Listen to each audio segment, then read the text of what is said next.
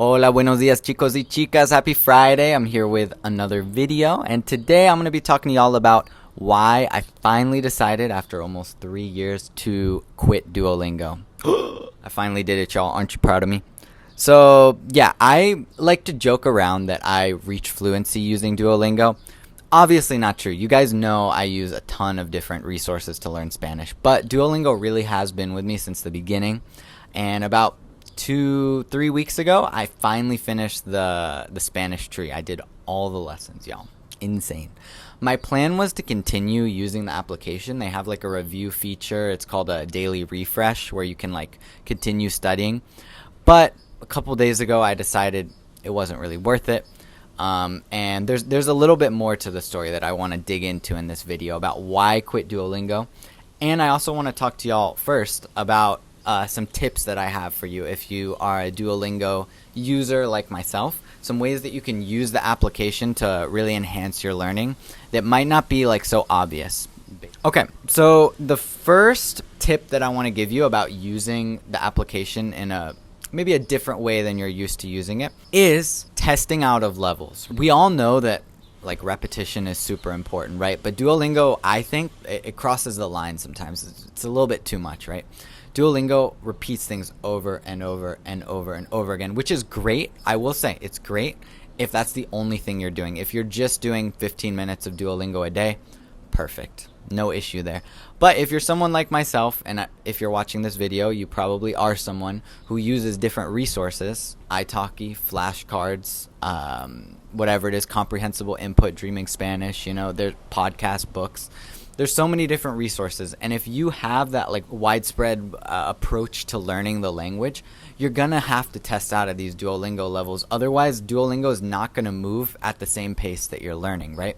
So I learned that early on, probably about 6 months into my language learning journey. I learned that I needed to test out of these Duolingo levels if I wanted it to continue to be a useful tool. So just because you test out doesn't mean you don't complete those sections too. What I would do is I would test out of one section at a time, and then I would complete like that golden level, right? Like that, there's that final level that you can still do. And it's a great way to make sure that your learning is kind of paced with Duolingo. Otherwise, it's just too slow, guys. Great. On to the next point. So Duolingo, it's kind of recently that they introduced this new feature that I think is super good, where you can, guys, I was watching my video the other day and I realized I say the word super like way too much, so I apologize, but I do the same thing in Spanish too. Es como super, no sé, super increíble. I say super way too much. Anyways, this feature is reviewing mistakes. So this is so important, right? Because 90% of the time on Duolingo, you're not making mistakes. You understand the material, you know the vocabulary, yada yada. It's really just that 10% that's gonna like boost your learning tenfold. So important to be reviewing your mistakes and targeting those weak areas, guys. If you know my channel, you know that I'm always comparing language learning to learning music, and really I compare it to learning an instrument. Because what a lot of people do if they're learning a piece of music is they sit down and they play it from the beginning every time. Sit down at the piano and you play da da da da da da da da dum. You go about your day, and then the next time you sit down at the piano, you play da da da da da da da da dum. Are you really learning? Are you learning? You're practicing. You're practicing the beginning of For Elise, but you're not focusing on your weak areas, which is the later sections of the piece, right? And so in terms of music, you've got to target those difficult measures or those unknown measures of music.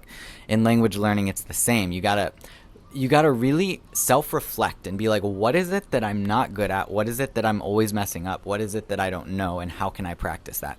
And Duolingo makes that super easy, because every time you make a mistake in a lesson, it adds it to that bank of like mistakes made, whatever. And you should be doing that every couple days. Check in with that feature of the application, see what mistakes have I made, and let me review them. And then here's the kicker for me is that I always put those sample Duolingo sentences in Anki. So whatever sentence I made a mistake on and then correct in Duolingo, I then add that to my Anki deck, which if you're not familiar with Anki, it's a flashcard app. So that then my flashcards are tailored to my specific mistakes that I'm making in Duolingo. It's a really great way to target your weak spots. So the next tip that I have for you in making better use of the app is to make the questions harder for yourself, guys. And there's a really good way you can do this. So in Duolingo, there's these question banks, right? Not all questions are like this, but a lot of them are, where it'll give you a question, then there'll be a bank of words, and you have to choose those words to formulate the answer. Guys, that is not the best way to do it.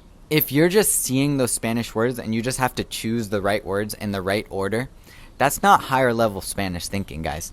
Higher level Spanish thinking is coming up with those words out of your own brain, right? Translating is a very important skill, I believe, to develop.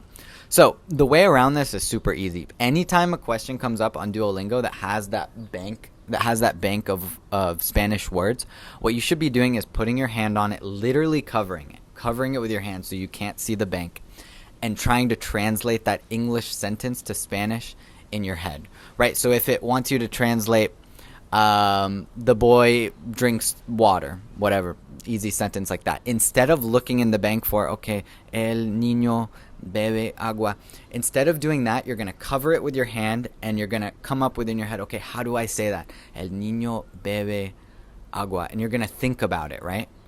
That is a much better way.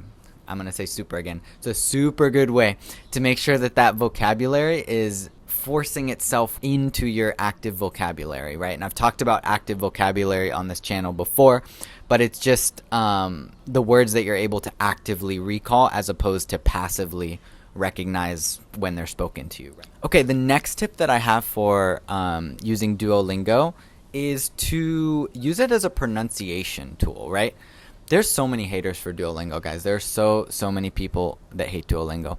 But at the end of the day, having that audio there is nice. And yes, there are robots on Duolingo, especially for other languages I've heard. Luckily for Spanish, the audio is pretty good, although I have encountered a few mistakes before.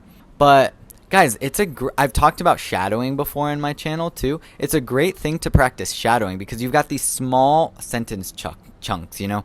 If you're listening to long sentences and you're practicing like whole paragraphs at once, I think that's harder to practice pronunciation.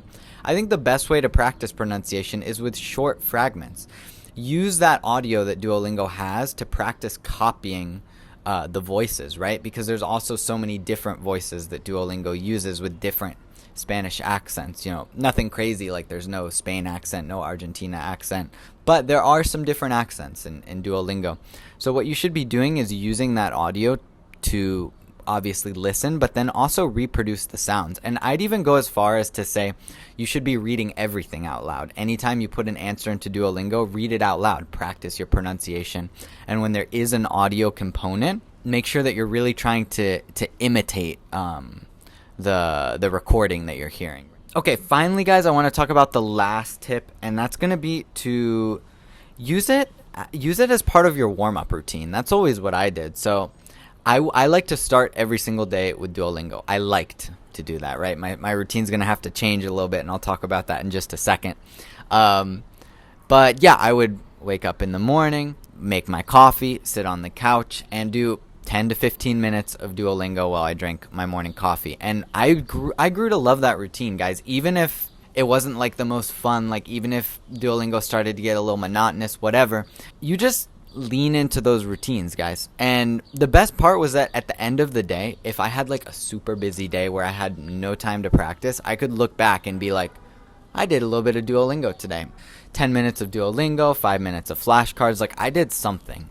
And that's just a great motivator, because the moment that, you know, you realize, wow, I didn't do anything to practice today. Oh, wow, I didn't do anything to practice for the past 3 days. That's when you start to feel really like unmotivated. But just doing that 5 minutes of Duolingo, 10 minutes, it kind of keeps your energy going, right? Are you really learning a lot in that 10 minutes? You're not learning much of anything. But it's that mental fortitude to do something every day. So Duolingo is great for that. So make it part of your routine. Okay, why I'm quitting, guys. It should be obvious at this point, but I'm quitting Duolingo because I consider myself fluent in Spanish. Now, I will say, I have a lot to learn. I have a ton to learn in Spanish. I'm committing, I'm making errors all the time. That was funny because I actually made an English error right there. I was thinking cometo errores, right? To cometer un error. Eso es lo que pensaba. But yeah, I make errors all the time in Spanish. But at least in my definition of fluency, it means you can communicate on any topics, simple, complex, and you can make, you can make your opinions in a way that is clear, that any native will understand, and you can also understand any native if they're having a conversation with you. Of course, I still struggle talking about certain topics or, understanding certain dialects of the Spanish language. But overall, yes, I would consider myself fluent. And so really the main reason I'm quitting is just I want to stop studying Spanish. I want it to really just be a part of my daily life. I want it to be something that I don't have to think about improving on.